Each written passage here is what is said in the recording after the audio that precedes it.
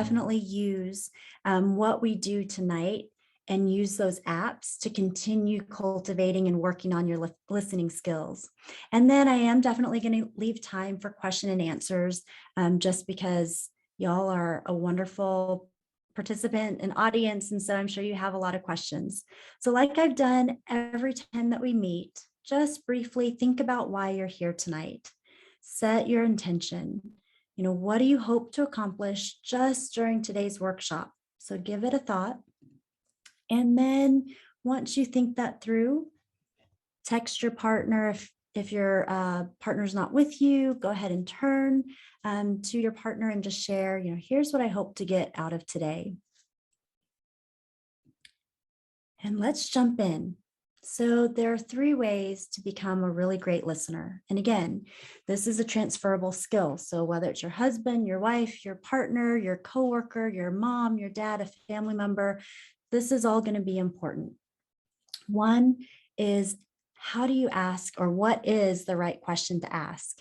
So if you're taking notes, definitely write this one down. A why question, even though in elementary school, we learn all the really wonderful questions, right? Especially the scientific method. But what I've noticed when I work with couples, a why question isn't always a great question because it can get a defensive response.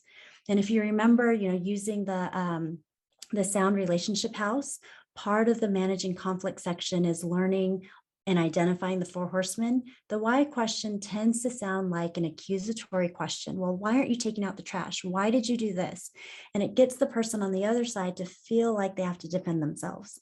So some of the right questions to ask, and it's a very therapist-like question, although you don't have to be a therapist to ask it, is how are you feeling?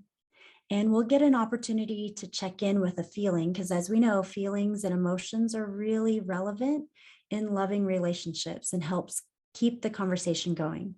So asking the right questions, focusing on the feelings, not as much a why question. Tip number 2 is use empathy in a conversation. Those of you that aren't sure what empathy is, let me have Brene Brown explain it to you. This is a really short clip on empathy. I love it. And then I'll talk a little bit about it in just a moment.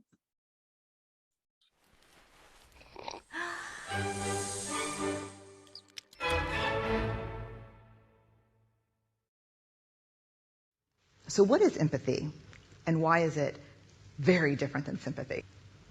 Empathy fuels connection. Sympathy drives disconnection.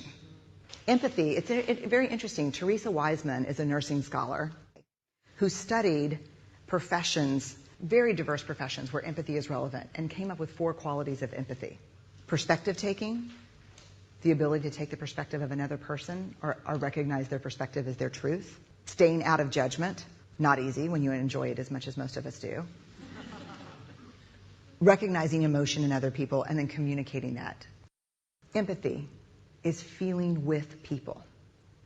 And to me, I always think of empathy as this kind of sacred space when someone's kind of in a deep hole and they shout out from the bottom and they say, I'm stuck, it's dark, I'm overwhelmed. And then we look and we say, hey, climb down. I know what it's like down here, and you're not alone. Sympathy is, ooh, it's bad, no, you want a sandwich? Empathy is a choice, and it's a vulnerable choice, because in order to connect with you, I have to connect with something in myself that knows that feeling. Rarely, if ever, does an empathic response begin with at least. Yeah. And we do it all the time. Because you know what? Someone just shared something with us that's incredibly painful, and we're trying to silver lining it. I don't think that's a verb, but I'm using it as one. We're trying to put the silver lining around it. So, I had a miscarriage. Oh, at least you know you can get pregnant. I think my marriage is falling apart. At least you have a marriage. John's getting kicked out of school. At least Sarah is an A student. But one of the things we do sometimes in the face of very difficult conversations is we try to make things better. If I share something with you that's very difficult, I'd rather you say, I don't even know what to say right now. I'm just so glad you told me. Because the truth is, rarely can a response make something better. What makes something better is connection.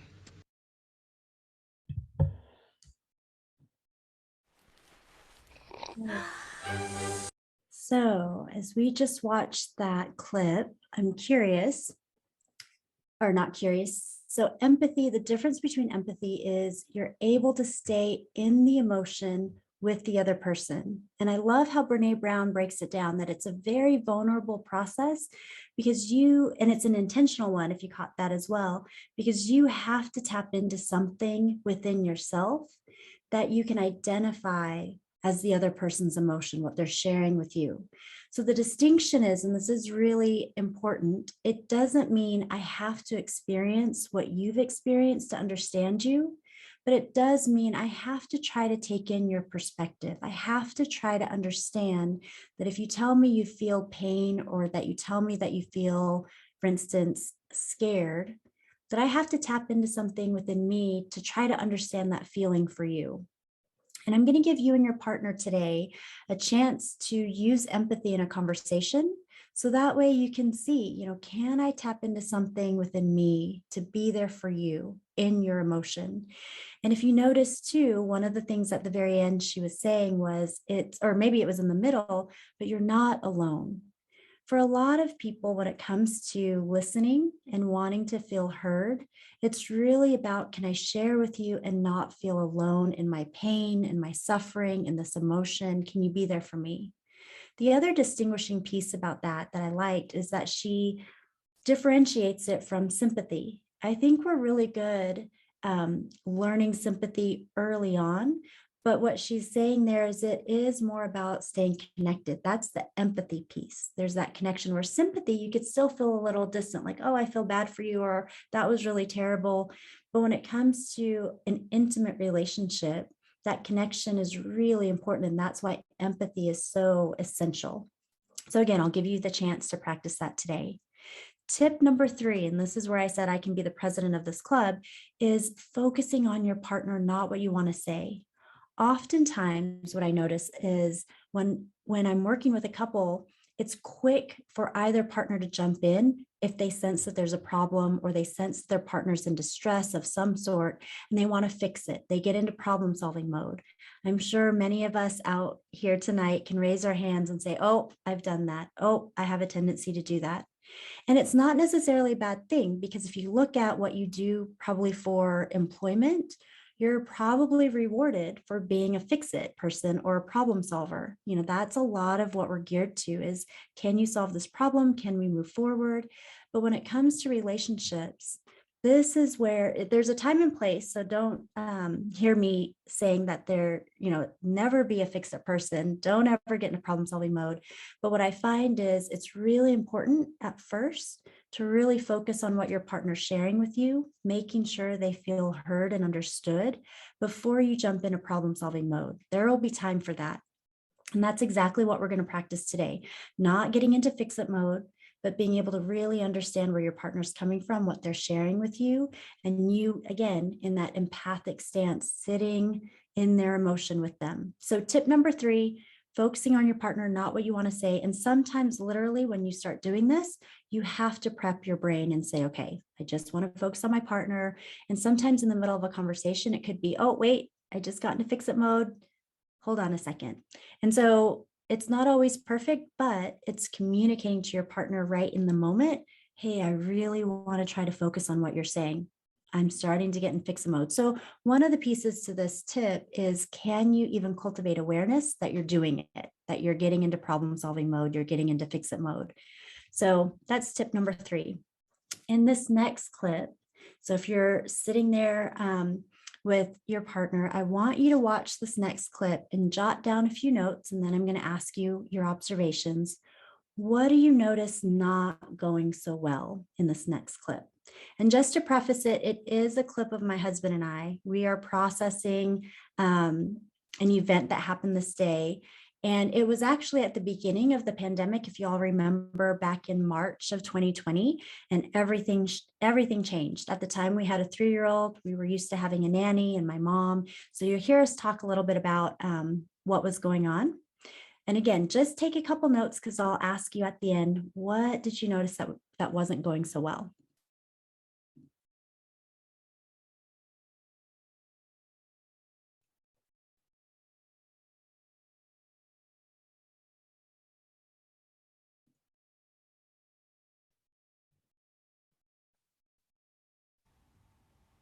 So this whole like being stuck at home is really hard.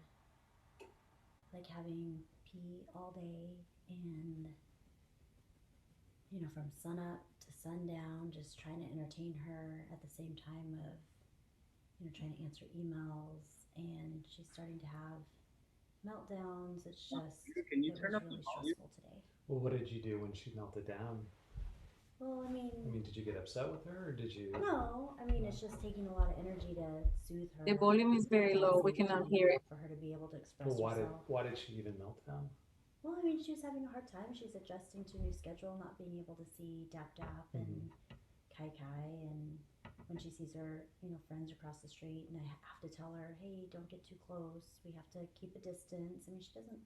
2 years old, she doesn't understand. I'm just wondering if I don't know if there's something you could do with your stress and just not, I don't know, take some deep breaths or just, I don't know, not take it so serious. We can't do anything about this. Yeah, I could do that. But when you're in the middle of like a meltdown with our 3-year-old, like that's not the time where I can like take deep breaths.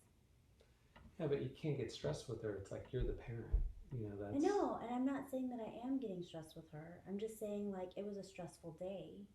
Like you said you got stressed. You said I know you were I stressed. did get stressed, and I'm getting stressed now.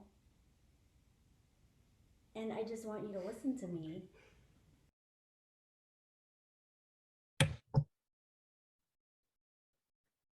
All right, sorry about the volume, trying to increase it just a little bit. What you were able to hear, what did you notice? How did we do? I think he was constantly trying to give you a solution to you just like venting to him. And he made you feel bad for like voicing your need and what you wanted help for. He was constantly trying to like fix a problem rather than just being there for you to like receive your venting.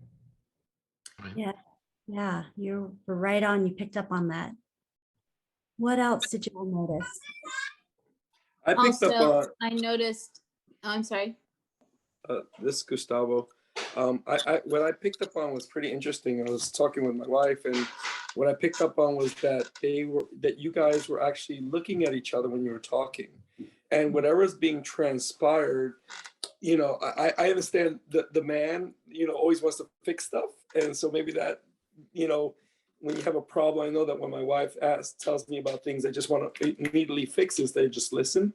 But what I picked up on was interesting, like the energy between you two guys actually looking at each other when you're talking, and the tonality and just the body language. That's what I picked up on most. Yeah. So Gustavo, did you see that the body language, do you think that was helpful, or did you feel like there was a problem in the way that we were turning towards each other? No. What I picked up on was that it was like he had your full attention and you had his full attention. Like the bodies were actually turned towards one another. There was an engagement. There was looking in the eyes. There was just there was in the tone. There was concern on your side, and there was also concern on his side. So there was a lot of other things that are being communicated beyond just the words. And reflecting back, and we said it before. It's like just even reflecting back. Sometimes she's talking to me and I'm looking at my phone. So it's like there's, even if it's heavy, deep discussions, and I get that maybe it's just for our where we're at right now, that just in the basic communication and how you guys communicated, irrespective of what you guys were communicating, just like turn towards one another, looking fully engaged. That's one of the things I picked up on. Yeah, and I'm so glad that you highlighted that because I think some of it was what did we not do so well?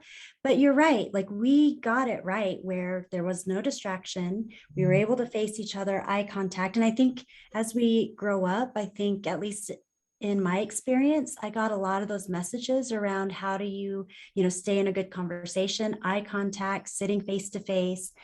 And so I think the structure was there. And like the first person shared, there still is not good listening going on, even if we're doing all the right things. Turn So, negative. so I part of what we're going to do today is focus on, okay, even if our body language is right, even if our tone and volume is good or are good, how do we still not get into that fix it mode? I think that the first person had mentioned. What well, else? I know. I'm Wanted to sorry. say something. I noticed that he minimized your feelings when he said, you should be able to handle this. You're the parent. Mhm. As if this wasn't a big deal. What's the big deal? You're dealing with a 3-year-old. You should be able, as opposed to, wow, this is how you're feeling. I don't get it, but I'm sorry. Yeah. All of a sudden, it's like, you should be able to do this. So, on top of you wanting to share how you feel, which wasn't good, I think unintentionally, he made it worse. Yeah. Yeah. No, I love that you picked up on that as well. Right. So my feelings felt minimized. Right. Mhm. Robert, is that your hand up? Yeah, but it seemed to me that the conversation turned negative in the end, and you were upset. Yeah. Yeah. You're right on. I shut down and it's very common in conversations when you don't feel heard, when you don't feel understood by your partner, that you do either blow up. So a couple moves, right? I could have either blown up on him, like exploded in rage or anger or something, or I get quiet, or I try to quickly end the conversation. So those are some unique dynamics. If y'all, I'm wondering too if you picked up on the why question, right? Remember I said like why questions are pretty dangerous because he said, well, why did you get stressed? I immediately got in that defensive position, right? Like, well, why are you asking me why I got stressed? I'm just trying to tell you I got stressed. So then it's no longer this collaborative, engaging conversation. I feel like I'm in the hot seat that I have to defend my stress level. So y'all are great. I also want to show you this next clip, and I want you to be just as detailed on picking it apart, but I want you to now focus on what are we doing right? What are we doing to help the conversation be more successful? So I have turned up my volume as high as it can go. Sorry, as therapists, we are not loud people, or at least some are, but me and my husband were not super loud people to begin with. But hopefully this time around, you can hear it a little bit better.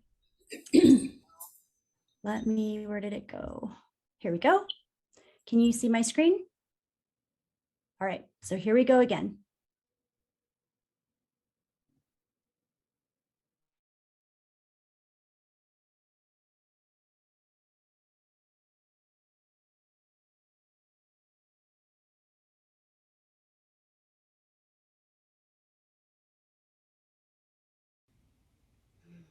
So it was a stressful day.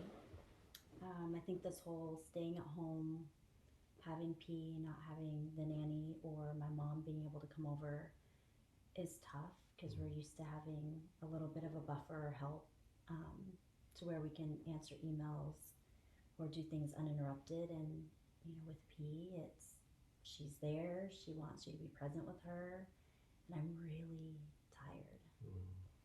And I don't think I'm just used to just being so focused and present with her all day. I mean, I got stressed out. I tried not to show her I was stressed out. She had meltdowns today, which I haven't seen her have meltdowns like that. I think it's because she probably can tell like things are happening in the world. Maybe she can sense that we're stressed a little bit. Her routine's different. She sees friends across the street, and I have to tell her she can't go and play with them. And she doesn't get that as a 3-year-old. I can understand how stressful Yeah. that would be, how hard that would be. And I can understand, because I'm tired too, so I can understand. I can only imagine how tired you must be.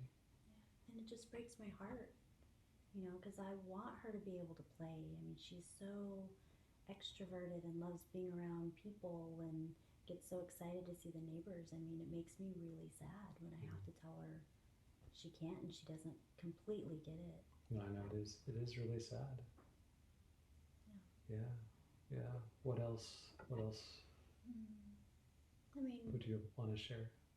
that's it. I mean, it was just stressful, but it's life. It's what we're in. We'll be okay. But it's just, it's hard too. Yeah. Well, no, you're not alone. I mean, I'm sharing a lot of those same feelings too. Feeling tired and stressed and sad. So you're not in this alone.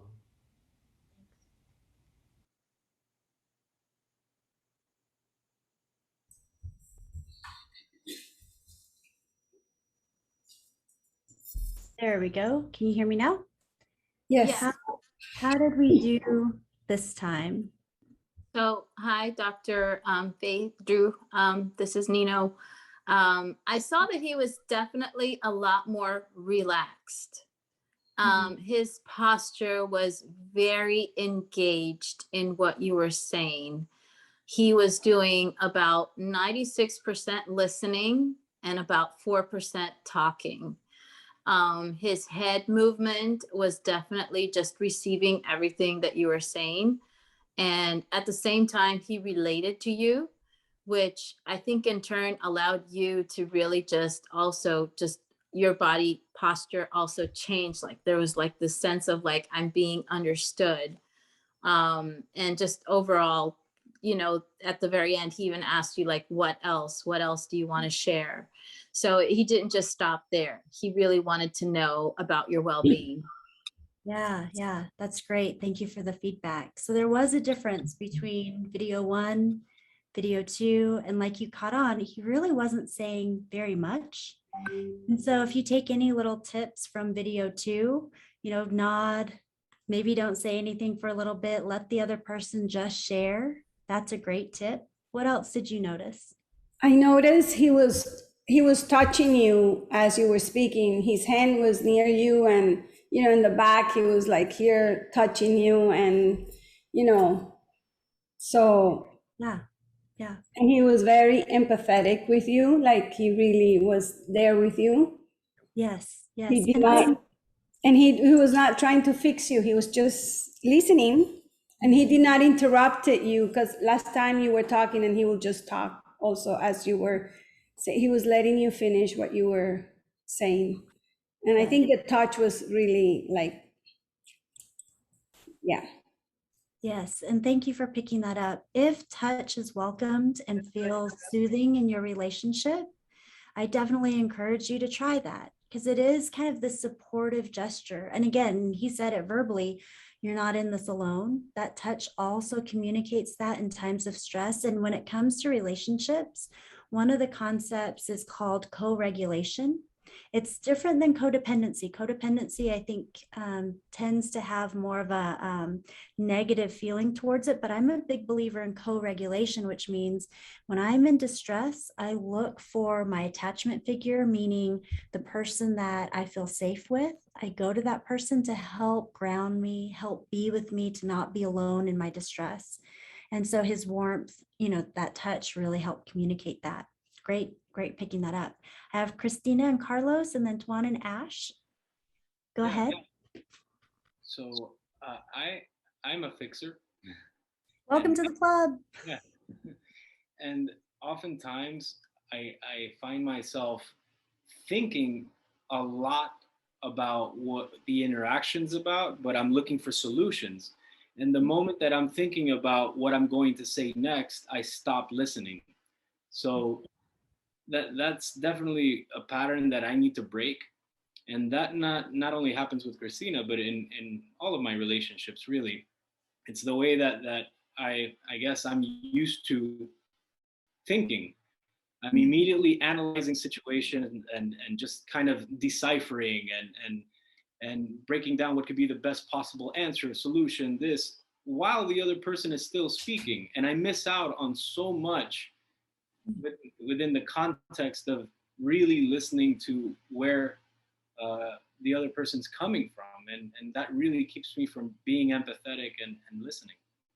Yeah, thank you so much, Carlos, for naming that, because I think that's something we all share in common, that we do have tendencies to try to understand in the moment, but by doing that and trying to decipher, like you said, and trying to figure things out, you're also observing, oh, it also takes me away from the person who's in front of me. They can probably feel some level of disconnection. And then, like you said, you miss a lot of opportunity for empathy and really understanding. The first step, just like what you named, is just being aware of what you do, and not in a shameful way, like not trying to be like, oh, I'm such a terrible communicator, but more so in a growth way of just saying, oh, I do that thing. Now I can recognize that and be a little bit more mindful the next time that we're in a conversation. So I really appreciate your honesty in what you do. Tuan and Ash. Hey, thanks, Dr. Drew. I just want to say thank you for your vulnerability and sharing that moment with you and your husband. It was really helpful to watch that and just kind of dissect it with you. But something that I feel like I'm a problem solver, but I think I can debunk this problem solving in all of us by something that I just noticed, that in the first time that you guys went and talked about your things, that your husband chose to focus on the things that you did, the things that you were doing, like, oh, you were stressed and you weren't managing your stress well, or you weren't doing this. And so he just focused on what you were doing in your moment. And then second time around, he focused on your emotions. And so the difference was there, that he connected on the first time was connecting to what you did. And I noticed that when I connect to my partner and what she was doing, I tend to try to fix that because I feel like I can do it better. Or I'd be like, oh, if I was in that situation, I would have did this, because I'm focusing on the doing part instead of the feeling part, which is like, oh, I'm connecting to how you feel. What in me, in my day that I also felt that way. And so when you mentioned you were feeling tired and overwhelmed, he also had a long day of work and he felt tired and overwhelmed. So he was able to connect with you and say, we're both in this together. Yeah. So I think it's what you choose to focus on in the conversation. Like, if I can hear I feel and follow that rabbit hole instead of the I did this and not follow that rabbit hole, I can connect to the person's emotion, which is more empathy. Yes, yes. Great distinction too between focusing on the do versus the feel. Exactly. And so part of what we're going to do tonight is give you a chance to focus on the feel and run down that rabbit hole together, just to see what difference does that make for your conversation. Love it. Giselle?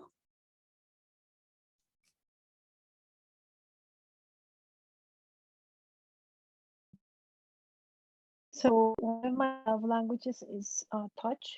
And when I noticed that he was touching you and like comforting you, I felt like that for me is an acknowledgement of someone who's nurturing me in a moment of stress. What happens when you're not able to receive that connection?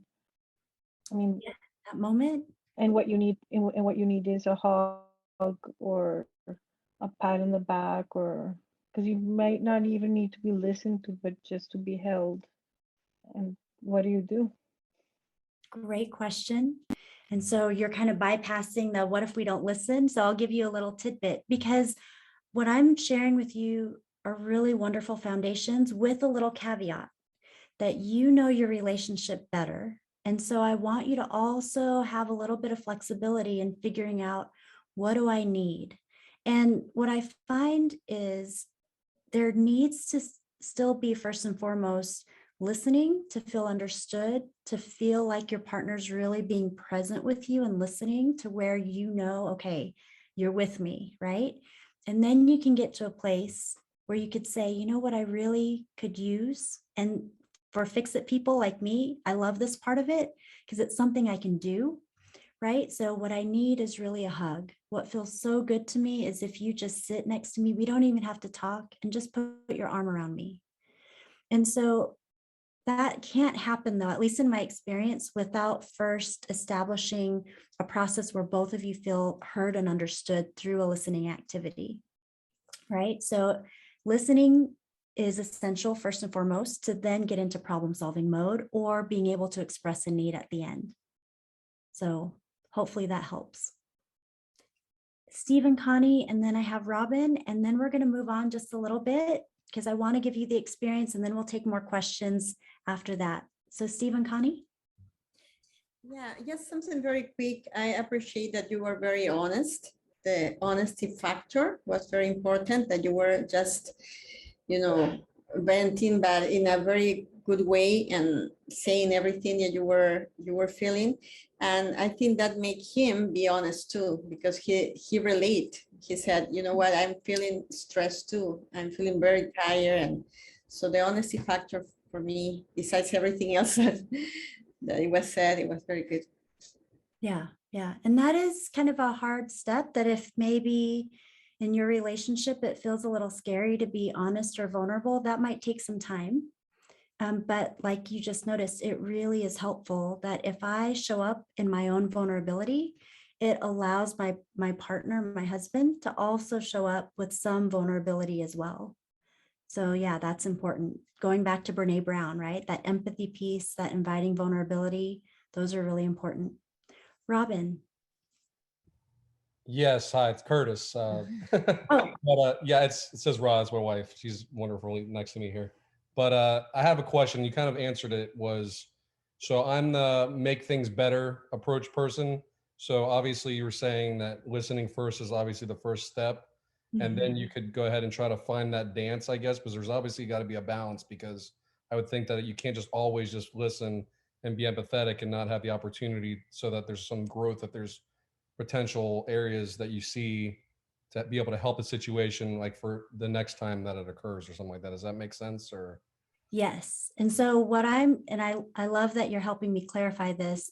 The message isn't always listen, never do anything else, but it really is listening is really foundational to then be able to problem solve together, or to then get into fix it mode together. And in certain conversations, it's really helpful too, to be able to ask your partner or tell your partner what you need at the beginning.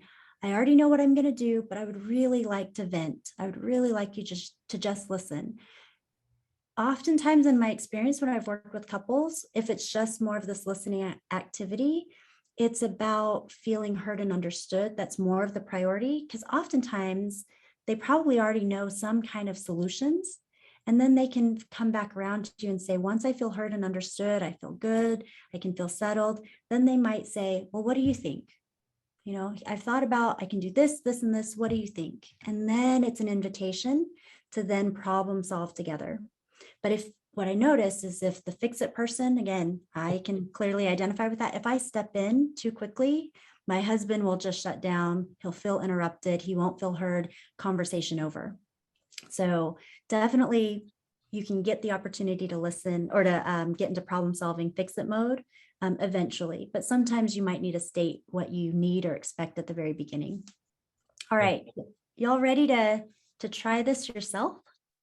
I should see lots of head nods, or maybe you're like, I don't know about this, but here we go.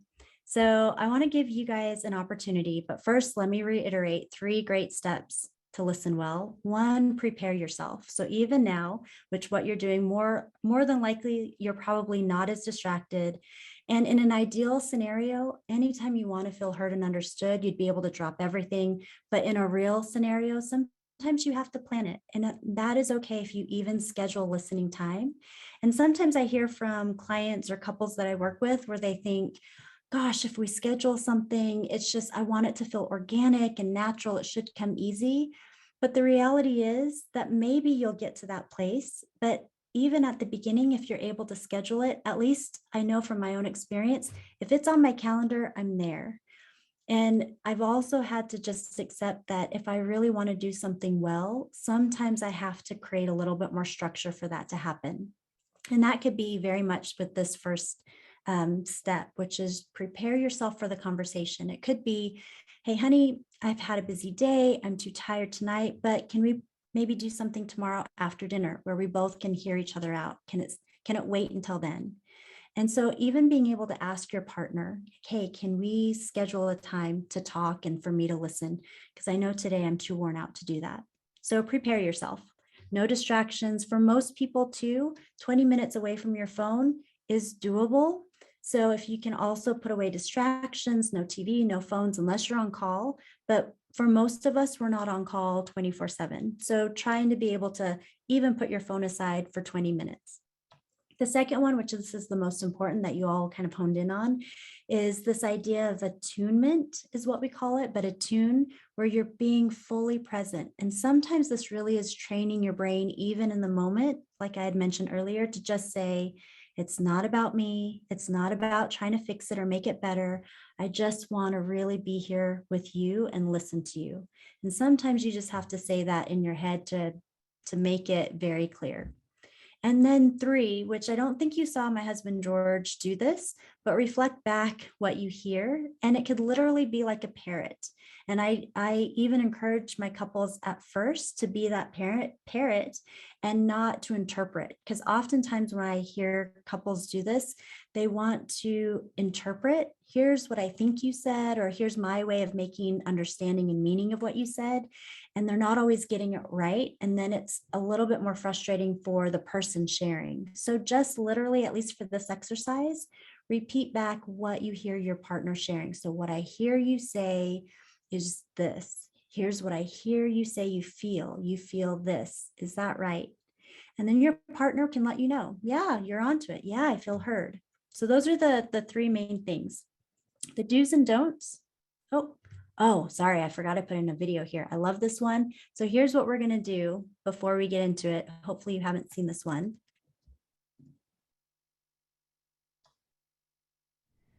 It's just, there's all this pressure, you know?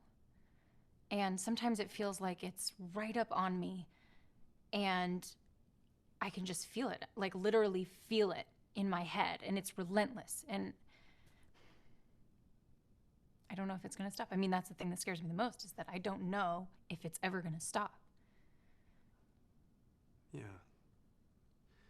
Well, you do have a nail in your head. It is not about the nail. Are you sure? Because, I mean, I'll bet if we got that out of there... Stop trying to fix it. No, I'm not trying to fix it. I'm just pointing out that maybe the nail is causing... You always do this. You always try to fix things when what I really need is for you to just listen. Yeah, see, I don't think that is what you need. I think what you need is to get the nail See, you're out. not even listening now. Okay, fine. I will listen. Fine. It's just, sometimes it's like, there's this achy, I don't know what it is. And I'm not sleeping very well at all. And all my sweaters are snagged. I mean, all of them. That sounds really hard. It is. Thank you. Ow! Oh, come on. Ow. If you would just... Don't! It's just, there's all this pressure. All right. So I'm going to give you the opportunity to just not, even if you can see the solution and it's clear as the nail on that woman's head, just use that empathy. It must be so hard, right? So the do's, I'm going to give you the opportunity to ask open-ended questions. Open-ended questions is like what you saw George ask at the very end on the good clip. What else do you need, right? And you could see my shoulders just kind of almost relax. And I'm going to give you a list of these, so you don't even have to come up with them. You're going to be able to see the prompt. You're going to communicate with respect, understanding, empathy. The don'ts when it comes to listening or even sharing, being critical or defensive, being judgmental, as we know, those things don't help. As we get into this next activity, I'm going to have you think of something, how you feel, outside of your relationship. And the reason why I want you to think of something outside of your relationship is for this activity, sometimes what I found is if it's within the relationship itself, like you're the cause of my stress, then we start getting into a conflict discussion. And I really want to focus on you being able to listen to your partner, stay present with your partner, ask an open-ended question, express empathy. And so what usually works better is if you think of something outside your relationship, work, family members that aren't triggering to a conflict discussion with each other, something outside of it. So if you're there with your partner, your husband, your wife, Whoever's older, you're going to be the person listening first. If you are the younger one out of the two, go ahead and be the person sharing. And you each are going to get a chance to be each of these roles. And I'll share with you the instructions in just a moment. It looks like, is it Valerie, you have a question? Sorry, your name just quickly popped up. Yes. So I just wanted to know, when let's say someone brings up a problem and it's either like something small or like not that deep, how do we show empathy when it's like the answer is usually just, it seems like the answer is sometimes better to just be like, oh, well, that sucks, but like, you're gonna be okay. I know that sounds super dismissive, I'm sorry, but like, it's, how do you put like being practical with being empathetic? Yeah, great question. With some of these open-ended questions as prompts, they're really great ways to get your whoever you're talking to a little bit deeper. And you can always ask, how does that make you feel? Looking for an emotion, because once you get that emotion, it's a lot easier then to give an empathic response. Like, that must be really challenging. That must be really difficult, and not in a robotic way. But these are really good ones if you want to write them down, because they can apply. Awesome. Yeah. Thanks for that great question. So let's take turns. So again, if you're the older one in the relationship, you're going to be the one, did I say listening first, right? Which is kind of funny because as the listener, you're going to be asking your partner this question. So ask your partner, tell me what's currently making you feel. And you can pick any one of these. I don't expect you to do all of them, just pick one. What's making you feel sad, afraid, or worried, happy, stressed, optimistic, feeling despair, feeling hope? And because of our time, I'm not going to give 10 minutes, but I'm going to give maybe 6 or 7 minutes, and then we'll switch roles, and then you'll be able to ask your partner the other. And here's what I want you to do. Again, as the listener, I'm putting it on my screen. At some point in the conversation, ask one of these questions and just notice what happens. What else are you feeling? Do you have any mixed feelings? What are they?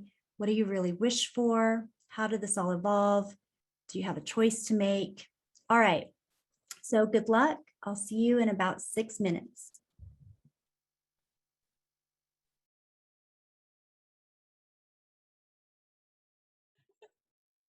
All right. So go ahead and finish the sentence you're on with your partner and come back to the group.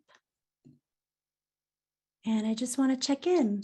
What surprised you? And we'll just do a quick check-in, maybe hear from 1 or 2 of you, and then we'll give you each a chance to be in the reverse role. So I'll ask you something. It's Olga. Oh, hi, Olga. Hi. When I was asking some of the questions, the examples that we have, and this has happened to me before, when I am asking, I get a question back. Mm-hmm. And it's like they're avoiding conversation. They're avoiding asking or talking about it. But it's whenever I ask a question or different questions, it's a question back. And so there's no conversation. It's why are you asking me? And so it's like, then it kind of closes the door for me. Yeah, got it. And it could be, as you're asking one of the open-ended questions, what else do you need? Or so for instance, if your partner then says, well, why are you asking what I need? You could say, because I'm really trying to understand you, right? Would you be open to continuing to share with me? And then you're also letting your partner know maybe your own intention. I really want to get a better understanding of what's happening or how you're feeling. Would you be open to continuing to share with me? Right. This relationship is with my son. I don't have a partner right now, but yeah, it's different when it's kids than when it's a partner. Sure. Yes. Okay. It can be, but the principles are still the same. So it still can be, son, it's because I care about you. I'm your mother. I understand if you don't want to share anymore. Right. So then you can also back off a little to give them a little bit more autonomy, because I do understand that parent-child dynamic is a little different, but the ability for you to communicate still love, care, concern, that's universal. Okay. Yeah. Thank you for sharing. I saw, is it Elena? Feel free. And you're muted. Go ahead and unmute yourself. Okay, sorry about that. Yes. Okay, for me, it's also my son, but he's an adult. He's 33 and lives with me. So it gets a little hard sometimes. And the latest that we've had is he has, when we try to talk back and forth, sometimes, I give him all my attention. I've gotten listening classes, so I do listen, but since I'm older, I forget. So I interrupt so that I won't forget. And that gets him to the mode of, okay, he just forgets it, he just wants out. So he'll say, you're right, you're right, you're right. Yes, you're right, you're right. You're always right. You're perfect. You're always right. And it cuts it all off. Yeah. What's the problem with always being right? Keep doing it. I'm just kidding. Completely kidding. No. And we have gotten to there because I always say, I don't need to be right. Yeah. So Well, what I'm hearing, if you're wanting to know some tips, sometimes it's, let me repeat back what I'm understanding so far. Is that okay? And taking a few more breaks to make sure that, hey, what you're sharing with me, am I getting it? Oh, hold on. And you can even say to him, as I'm getting older, sometimes I'm not able to remember as much. So let me just make sure I'm hearing you so far. And your son will let you know. Yeah, that's right. Okay. If he truly feels like you're understanding him and hearing him without judgment, right? So that could be helpful.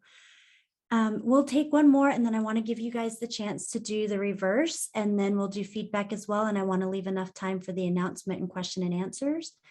We have Gustavo and Lena. Yeah. Okay. So while I was sharing with him, I think his question was what makes me worry?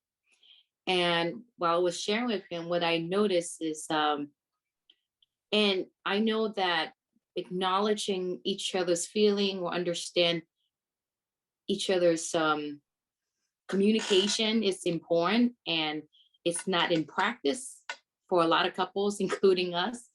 While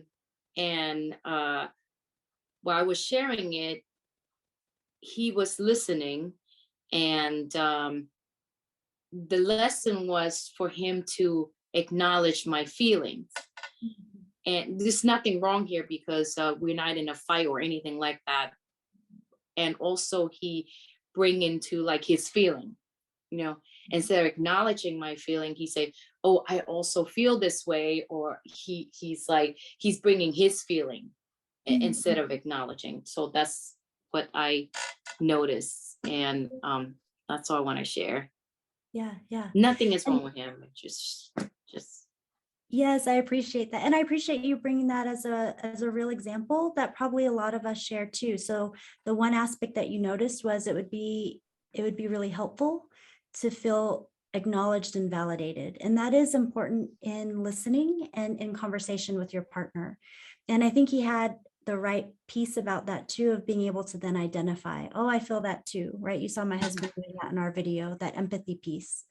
And so, yes, that's just one more tip to include that validation statement. Honey, I hear you. I hear that you feel worried. Am I getting it?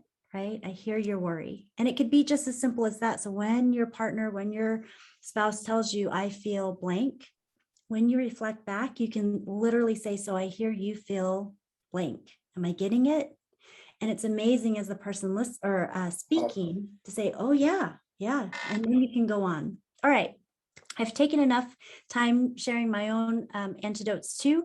If you were the person listening, now you're going to be the one sharing. The one sharing is going to be the listener. If you remember, as the listener, you're going to ask your partner, what's currently making you feel sad, anxious, afraid, happy, joyful, whatever it is. As the one sharing, pick something outside of your relationship. This time, though, as the person listening, right, I want you to use an empathy statement. I'm going to put that on the screen so that way you don't have to come up with one on your own. Just pick one of the ones that I'm going to list and just see how it goes.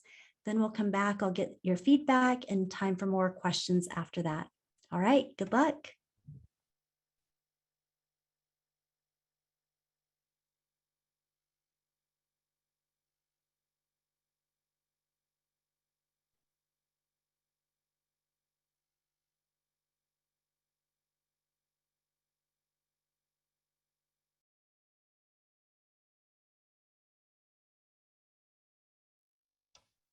All right, go ahead and finish the sentence you're on with your partner. If you did not have an opportunity to use an empathy statement, go ahead and take a snapshot perhaps of your screen. And you definitely can continue this conversation outside of here. I know 6 minutes each time is not always sufficient enough. Thank you. So I encourage you to keep having this This is good. conversation. All right, so what we're going to do is I'll get a little bit of feedback based on, how did round 2 go? Anything surprise you, or how did you do? And then I'm going to pause and let the announcement be made, and then we'll come back to question and answer time. So just to hear from maybe 2 or 3 of you, how did the second round go?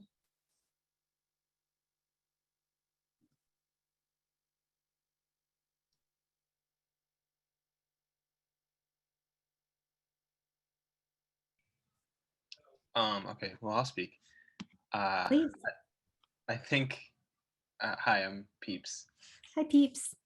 So I think for me, it was nice to actually hear that empathy statement. Like, it sounds out of the ordinary because it's not like a phrase you usually use in day-to-day conversation. But I think like sitting with it, like it made me feel like a little bit more like personally heard, And yeah, so I think that's a like pretty good practice. That's great. I love that you could feel, feel that difference, right? Like you said, it's maybe not a phrase that we would normally use in everyday talk, but it had a different experience and you felt that. That's lovely.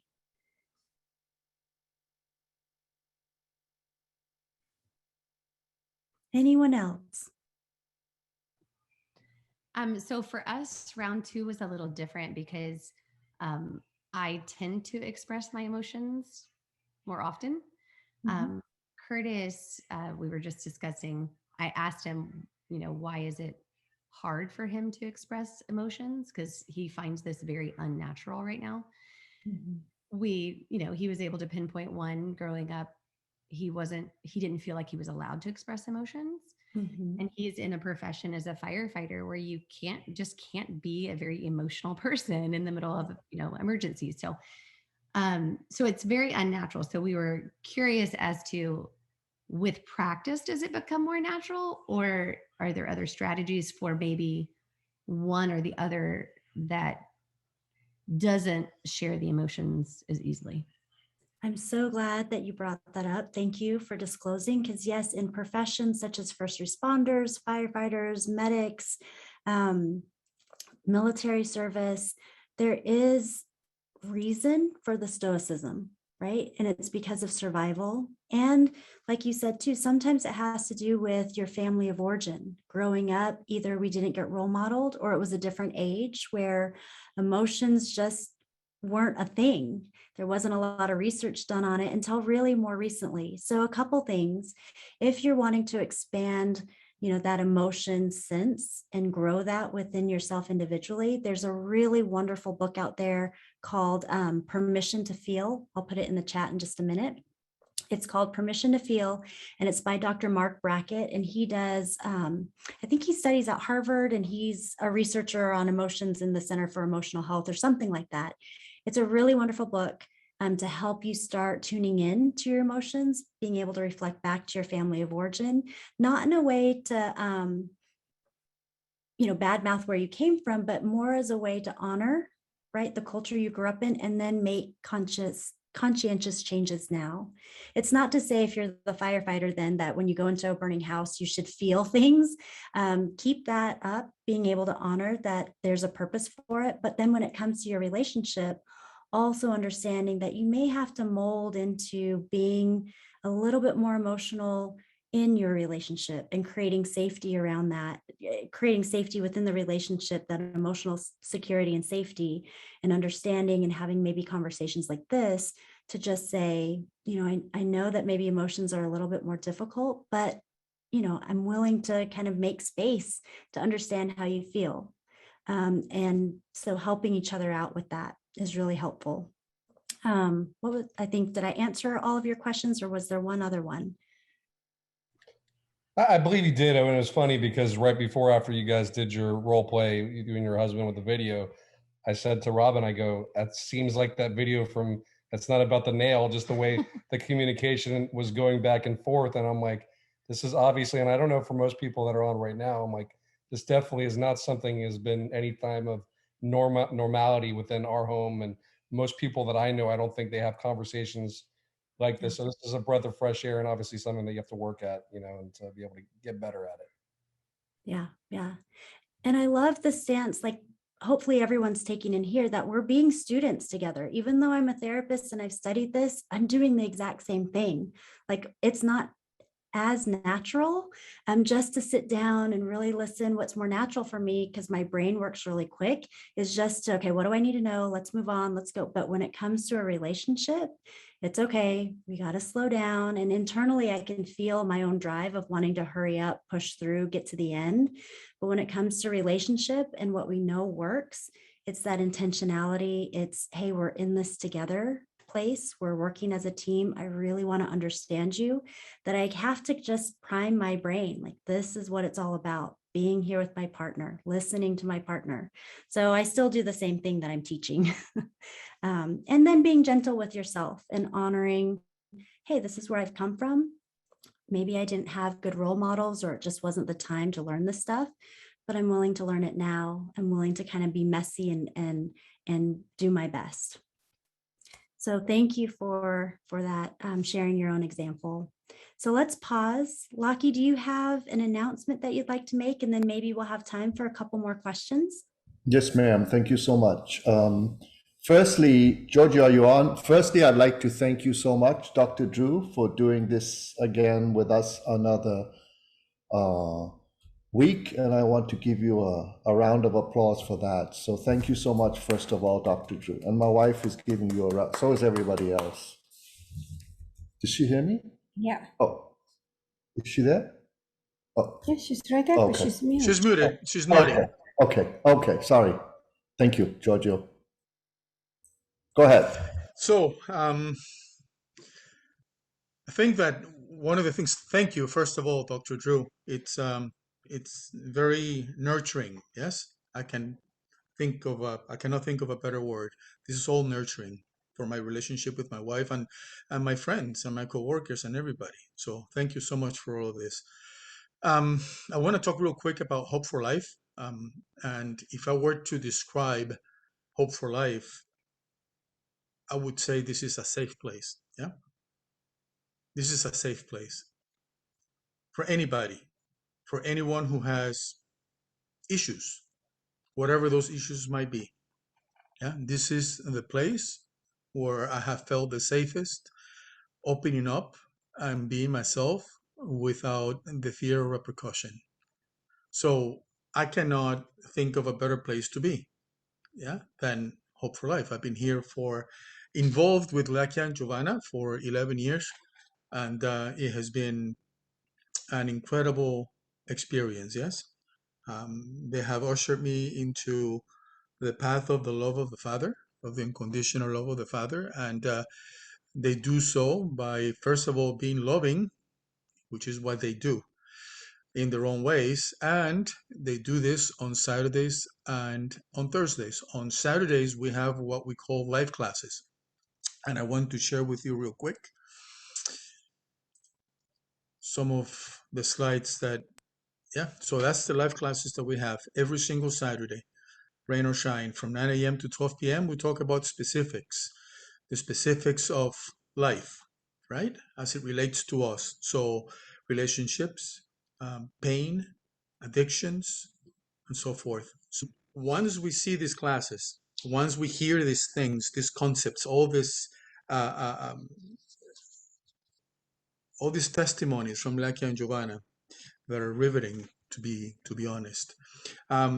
We start getting questions in our head. So for that, we go to questions and wonderment. So we wonder what's going on. So on Thursdays, we have support groups where we meet men with men and women with women. And we basically talk about and ask questions about the things that we thought about during the Saturday classes. And we connect it to our daily lives. We talk in terms of us, how things affect us, and not how we are accustomed to, which is, well, she did this or he did that to me, and and we don't even know how to express our own feelings. Here, during these classes and during the support groups, we learn precisely how to say things, which is what you're teaching right now, Dr. Drew, and how to express our own feelings properly, because sometimes we don't even know. You say, well, I feel like, yeah, and then when you say like, that's no longer a feeling, because you're not able to express it properly. So we go through all of that and we come out the better persons for it. I know that I am, and this is a constant struggle. Yeah, like the millennials say, the struggle is real. It is real indeed. Yeah. So and this is where I come to appeal to you, to your heart, to look into your heart and see what you find in there. Are you finding gratitude? Do you feel fulfilled when you come to see us? Do you feel that you have hope? Do you feel hopeful? Yeah. So look into yourself and see the value of all these feelings that you're getting. I'm not saying that you're not feeling bad. You probably are, but the point is that you were feeling bad before. Now you have that plus this other thing, and it's making you feel better. All that mitigation of the bad stuff that happens during the classes and during the support groups, it's re-symbolizing a lot of the negative stuff in your life. And that is gratitude at the end of the day. So I appeal to that sense of gratitude. I appeal to the joy that it's bringing in your life, and share it with us. And this is what we call it sharing, not giving. Yeah. And sharing that gratitude is really simple. You see it on the screen. Yeah. You can actually share your gratitude by text, which is the easiest way. Text amount 45777. That's the number. You put in the word hope and the amount and press send, and thank you. That's it. We also take PayPal, Cash App, and snail mail as well. Make sure that you always use hopeforlifemiami.org or Hope for Life Miami when you communicate with us to share, because otherwise it'll go to another ministry called Hope for Life, period. So we don't mind, but well, we do mind, but hey, it's for us, not for them. They're not doing anything for us. So anyways, this is it, guys. Yeah. Use that gratitude, reach in deep. If you can give. If you can, don't give. But if you can give 1,000 and you're giving 10, think about your gratitude right there, please. Thank you, guys. So, and I give it back to Giovanna and Lati, okay? Thank you, Giorgio. No, that's it. I think we pass it on back to Dr. Drew. Thank you so much, and continue. That's great. The Jacobson speaker sounds like it's going to be another really great one. Hopefully you guys can log in and check it out. In the time that we have left, what questions do you have? And let me share that book that I was mentioning earlier. There's also, if you Google Emotion Wheel, or if you go to Gottman, I'm going to put it on here, gottman.com, and there's a blog on there. And in the keyword search on their blog, put feeling wheel or emotion wheel.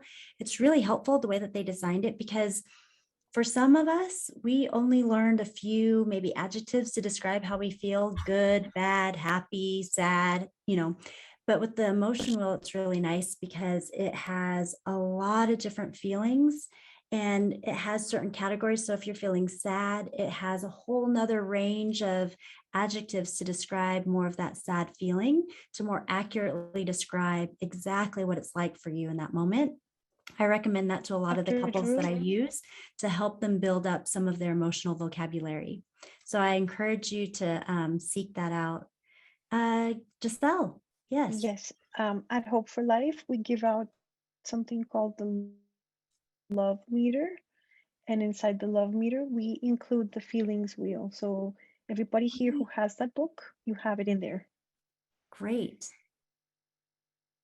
Oh, thank you. I think Gil and Haiti, they're putting it on their screen. Yes. And you can, if you don't have that, if you haven't had the opportunity, maybe you're new to the group, you can certainly Google that for now, and other ones will come up. I've seen very colorful ones as well. So, moving forward, there are a lot of opportunities to build your emotional vocabulary to better identify some of the feelings that you have. Another piece about feelings that's really helpful is not just to intellectually be able to name them. So for some people that I work with, they may not have the language yet. So what I also try to focus on is how do you feel it in your body? Because your body is a really good signifier, letting you know, I'm feeling something. So even if you can identify, I have tension in my head, I can feel I'm shallow breathing, I'm not breathing as deeply, my heart's pounding. That's also those signals are also really good indicators. Your body's telling you something, right? I'm not as calm. What's that about? And you can even let your partner, your husband, your wife know when we're doing activities like this. I can't identify the name, but I can feel it in my gut. It feels like I'm about to throw up, something like that, because that's another way just to communicate something's happening. All right, maybe 1, 2 more questions. We covered a lot about listening. Well, great. I encourage you to try it out the next time that we meet. So when it comes to listening, like I said, it's kind of this foundation, because listening and to feel heard and understood is really the prerequisite for then getting into problem solving mode to have more of a successful chance of doing that. The next time that we come back, we're going to focus on conflict. I don't want that to freak you out, because I'm a big believer that conflict is healthy, and even healthy couples engage in conflict. It's completely normal. We're different people, different ways of being raised, different values. We're going to have to learn, how do we talk about things? How do we do it in a way that we stay connected? We stay in the position of being able to listen to one another, because again, I want to understand my partner and I want them to feel understood by me. So that way we're in it together rather than feeling like the enemy. And sometimes in conflict, we can feel like the enemy. So when you come back next week, we're going to work on how do we talk about something that maybe we don't agree on, or maybe that we had an incident that didn't go so well. How do we repair? Because I'm a big believer that conflict's normal. It will happen. The really important piece of it is repair. And we're not often taught that growing up, how to make a repair. And so that's really, important in loving relationships or any kind of relationship. So hopefully you all can tune back in next week for our conflict discussion. Liz and Peeps, you have a question? Yeah, is it okay, Giovanna? Yes, absolutely. Oh, okay. I just had a question about, you had mentioned earlier the idea of co-regulation, right? Where you listen and like you come to this person that you're in a relationship with in order to kind of like regulate your own emotions. Is that what you were talking about earlier? Yeah. Yeah. Okay. So Well, do you want me to expand on that, or what's your question? Well, I was just wondering because like, what if your partner, because there's been some cases where like my partner would want me to join in what she's feeling, right? And like she's feeling like a certain anger towards something that's happening, and she wants me to share in her anger. Like, and I'm the type of person who doesn't like usually want to get angry about things, like especially if they don't have to do with me, right? So like, because co-regulation would be the idea of like, okay, she comes to me because she wants to regulate her emotion, and if she's feeling angry and seeing that I'm calm, like maybe it'll regulate. But what about the opposite? Like in regards to like, she's angry and she kind of wants me to be feeling that with her. And she might feel like that I'm not even listening if I don't respond that way, you know? Yeah, that's a great question. It doesn't mean that you have, so let me back up. There's this, what we call the stress reducing conversation. So Gottman had coined this phrase, and it just means, can you listen to me and side with me? It doesn't mean that I'm right, but in the conversation that I feel a lot of support from you. And I use that as an example. Like, so if I wake up late, I drive crazy to work and I'm over the speed limit and I get stopped and I get a ticket, I'm going to be pretty stressed out and frustrated. So when I get home, right, when I talk to my husband, George, I'm wanting him to understand me and I want to vent and I want to complain. And in that stress reducing conversation, it's not the best time to say, yeah, but it was your fault, right? Yeah, maybe tomorrow you should just wake up on time and not hit your snooze button so many times. Don't endanger lives.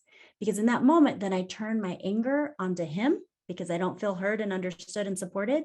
So there's a time and place. And so if it's a stress reducing conversation or just, hey, I really just want you to listen to me, that's not the time that we side with the enemy. It's, oh, what a stressful day. I'm so sorry you got a ticket. Even though in the back of his head, he's like, but that's your fault, right? Because I know it's my fault. When it comes to that co-regulation piece, it's really wanting to be heard and understood, right? And using that empathy piece. And that helps us feel heard, understood, supported. We feel that empathy. That's more of that co-regulation piece. Can I really feel understood?